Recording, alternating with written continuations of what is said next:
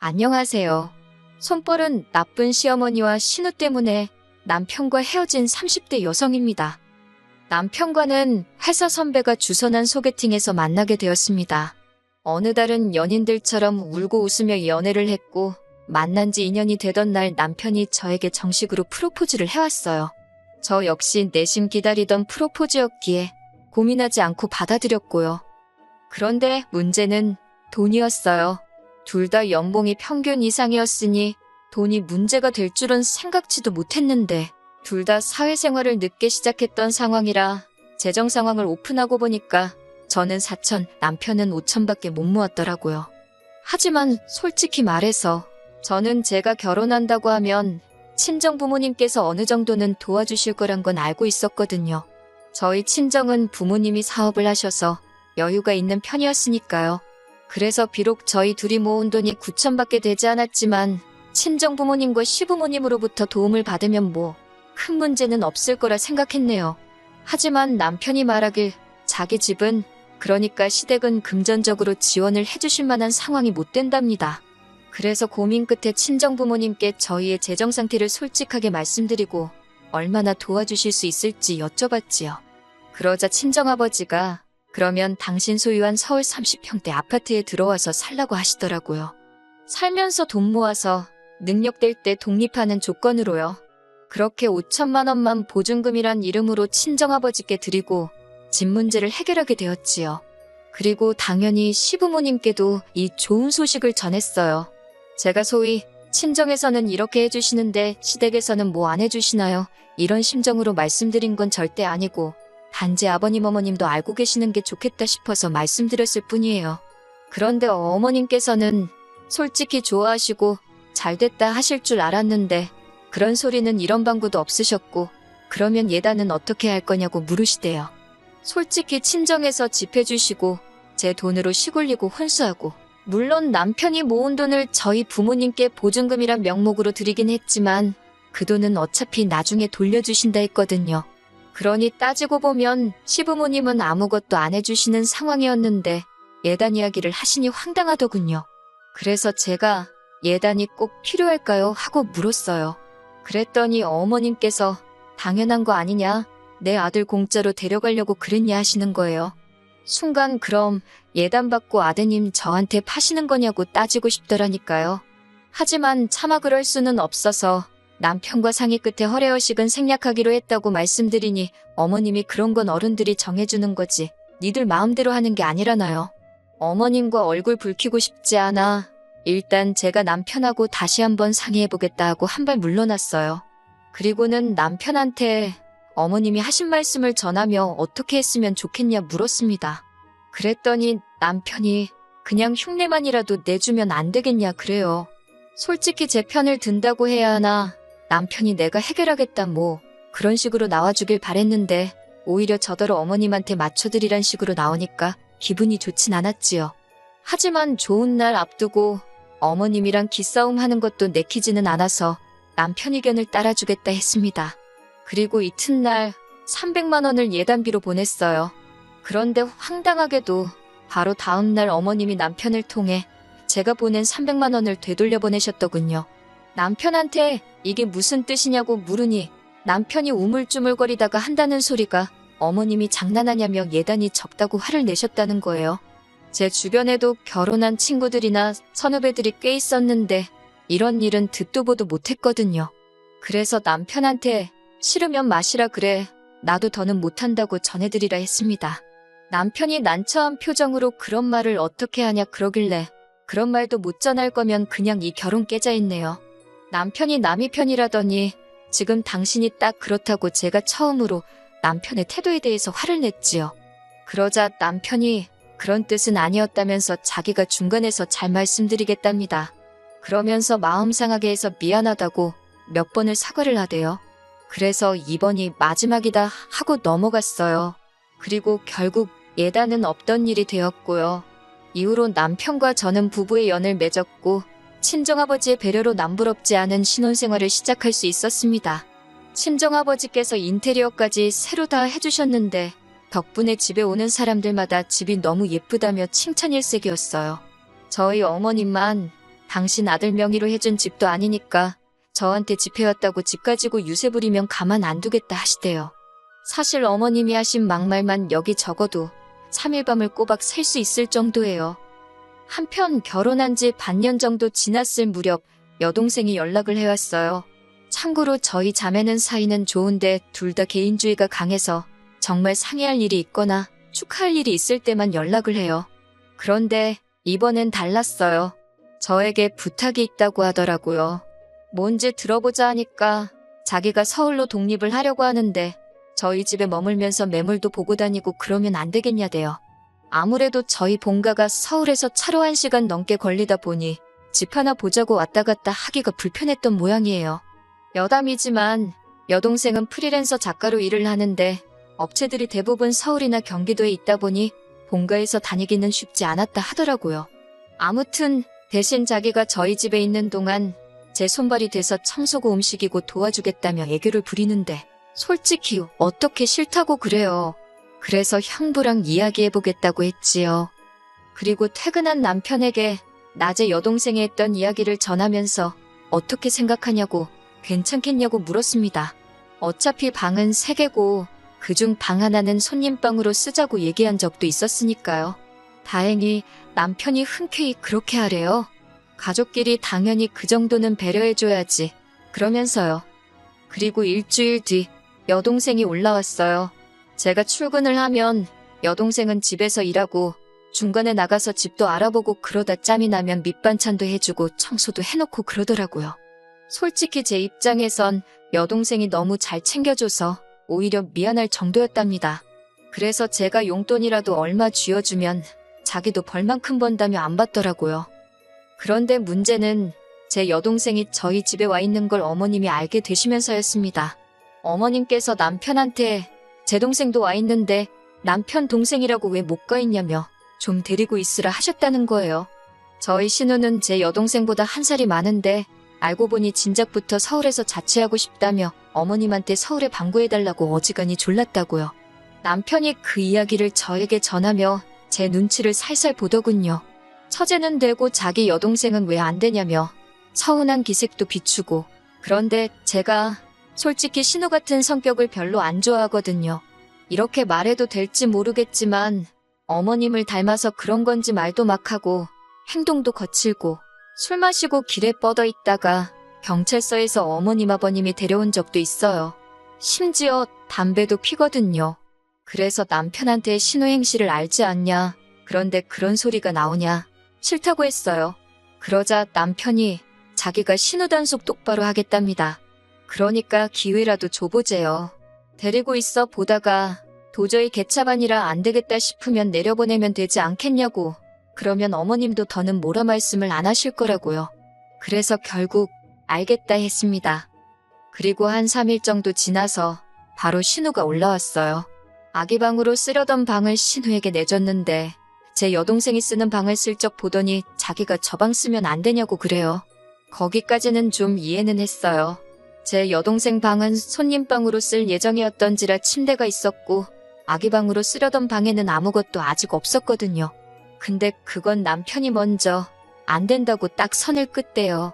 처제가 먼저 왔으니까 처제가 쓰는 게 맞다고요.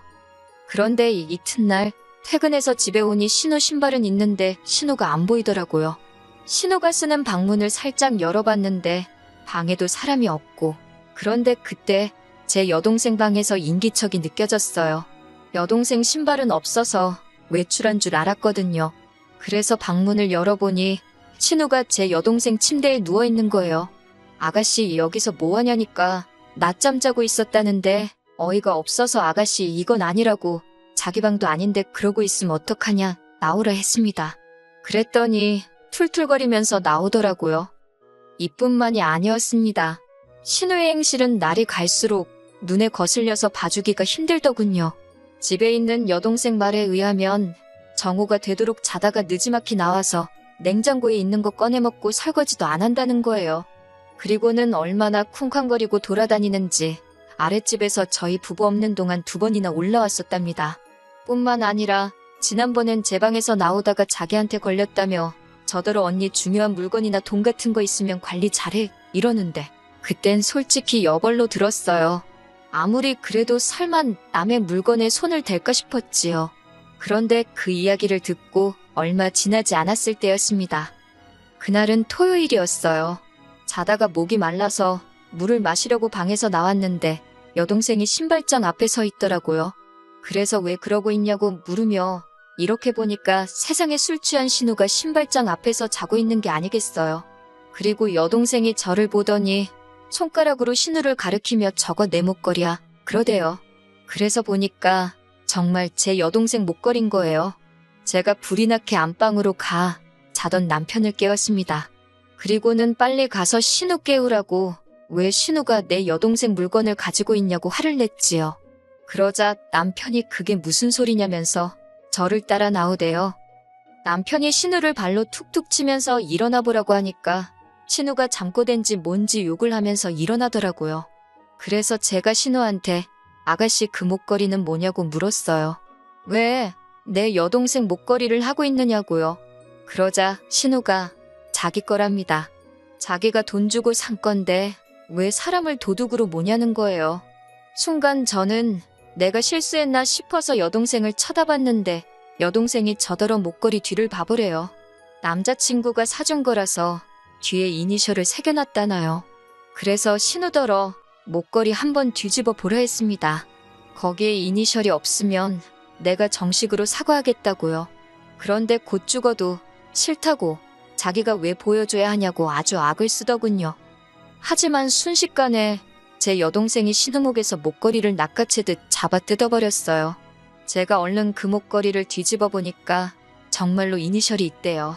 그러자 들킨 게 쪽팔렸는지 신우가 제 여동생더러 완전 미친 엑스 아니냐고 욕을 했습니다. 제 여동생도 지금 뭐라고 했냐며 신우한테 똑같이 소리를 쳤고요. 그러니까 신우가 나이도 어린 게 까불지 말랍니다. 이번에도 제 여동생이 질세라 나이가 문제냐고 지금 그쪽이 잘못하지 않았냐고 다시 받아치대요. 결국 집안은 순식간에 아수라장이 되었고 남편이 신우를 제가 여동생을 막았습니다. 그러니까 신우가 더 기고만장해서는 제 동생더러 개같은 X라는 둥 어쩐다는 둥 쌍욕을 퍼붓더군요. 저도 열받아서 신우한테 내 동생한테 말 그따위로 하지 말라고 했어요. 도둑질한 것도 괘씸한데 한마디만 더 하면 지금 당장 집에서 내보낸다고요. 그러니까 신우가 또 욕을 하면서 방문을 쾅 닫고 들어가대요. 그리고 이 일은 솔직히 그냥 없던 일처럼 지나가려고 했어요. 신우도 성인인데 반성을 했겠지 생각했고 더 따지고 들어봤자 서로 좋을 게 없을 것 같았으니까요. 그런데 이튿날 일요일이었는데 어머님이 연락도 없이 저희 집에 오셨더라고요. 남편도 전혀 몰랐는지 어머님을 보고는 좀 당황한 눈치였어요. 저는 이때만 해도 어제 일 때문에 오셨을 거란 생각은 못하고 그저 연락도 없이 어쩐 일이시냐며 문을 열어드렸는데 신발도 안 벗고 거실로 들어오시면서 방문을 막 열어보시대요. 그리고 작은 방에 있던 제 여동생을 보더니 너 이리 나와 딱 그렇게 말씀하셨지요. 말투가 어떻건 간에 일단 어른이 나와보라 하니 제 여동생이 영문을 모르겠단 표정으로 나왔고요. 근데 제 여동생이 거실로 나오니까 어느새 신우도 거실에 나와서 소파에 앉아있고 그리고 그 앞에서 어머님이 갑자기 리모컨을 쥐어드시고는 제 여동생 머리를 딱 때리시더라고요. 그 속도가 얼마나 빨랐는지 저나 남편이 막을 새도 없었네요. 동생이 악소리를 내면서 머리를 부여잡고 다리에 힘이라도 풀린 건지 주저앉았습니다. 제가 순간 눈이 돌아가서는 어머님더러 이게 뭐하는 짓이냐고 소리를 질렀어요. 그러니까 이번엔 제 머리도 딱 때리시면서 니네 둘 다 그러는 거 아니랍니다. 망할 엑스들이 붙어먹고 자기 딸을 무시했다나요? 그러면서 내가 오늘 니들 가만두나 보재요. 그러니까 남편이 어머님더러 이게 무슨 짓이냐며 어머님을 온몸으로 막으며 저더러 방으로 처제 데리고 들어가랍니다. 마음 같아선 어머님 머리채라도 잡아채고 싶었지만 일단은 남편 말대로 우는 여동생을 끌어안고 방으로 들어갔어요. 경찰 부르라고 동생 손에 핸드폰 쥐어주고 다시 나왔더니 신우가 실실 웃고 있대요. 저도 그때부턴 에라 모르겠다 하고 어머님더러 노망나셨냐 제정신 맞으시냐 악을 썼습니다. 지금 여기가 어디라고 들어와서 이런 짓을 하시느냐고요. 그러자 어머님이 제 대가리를 뽑아버리겠다고 저를 당장이라도 때릴 기세로 달려드시는데 정말 다행히 때마침 경찰이 왔고 여동생이 문을 열어주면서 경찰들이 현장을 보게 되었어요. 경찰한테 지금 이 아줌마가 나랑 내 동생을 때렸다고 데려가라 했어요. 실제로 저나 여동생이나 이마에 뻘겋게 혹이 올라와서 뭐 증거고 나발이고도 필요가 없었지요. 저희라고 부모가 없나요? 뭐가 없나요? 바로 친정부모님한테 연락드렸고 그러자 친정부모님이 아는 변호사분까지 대동하고 경찰서로 가시겠다며 저희한테도 그 집에서 일단 나오라고 하시대요. 하지만 그대로 나갈 순 없어서 마트에서 사뒀던 쓰레기 봉지에다가 남편하고 신우 물건 처박아서 현관 밖에 내놓고 현관 비밀번호를 바꿔버렸지요. 그리고 여동생하고 나와 병원 가서 진단서 끊었습니다. 그리고 나니까 남편한테 전화가 왔어요. 장인 장모님이 변호사란 사람까지 데리고 여기 오셨는데 무슨 일이냐며 저한테 빨리 와서 경찰한테 설명을 해달래요. 그래서 알겠다고 하곤 여동생 데리고 경찰서로 갔습니다. 경찰서에 도착하니 남편이 마치 살았다는 표정으로 빨리 가서 아무 일도 아니었다고 이야기 좀 해보라고 난리더군요. 태연하게 저희 변호사한테 그리고 경찰한테 방금 끊어온 진단서를 보여줬습니다. 그리고는 고소하고 싶다고 했어요. 그러자 남편이 가족끼리는 원래 고소 같은 거 못한다나요? 그래서 가정폭력은 된다고 제가 알려줬네요. 그리고 덤으로 너랑 이혼도 할 거라고 했지요. 그러자 남편이 그제서야 어머님이 나이도 드시고 그러다 보니 감정 조절을 잘 못하셔서 그런 거라며 저더러 한 번만 참고 넘어가 달랍니다. 감정 조절 못하는 거야 어머님 사정이지 내 알바냐고 탁 쏘아붙였어요. 그리고는 제가 됐다고 다 필요 없다 하고 나머지는 변호사하고 이야기하라고 했네요. 그리고 이후로 어머님에 대한 고소를 취하하는 조건으로 남편과 협의 이혼했습니다. 원래는 고소 취하도 안 해주고 합의도 안 하려고 했는데 그러면 이혼이 소송으로 넘어가서 질질 끌리게 생겼더라고요. 더는 그쪽 인간들 때문에 스트레스 받기 싫어서 그냥 쉬운 길로 갔네요. 남편은 끝까지 저에게 자기가 제 역할을 못해서 미안하다며 앞으로 자기 부모님이고 신우고 평생 안 보고 살아도 된다고 매달렸지만 그 말을 제가 뭘 보고 믿나 싶대요.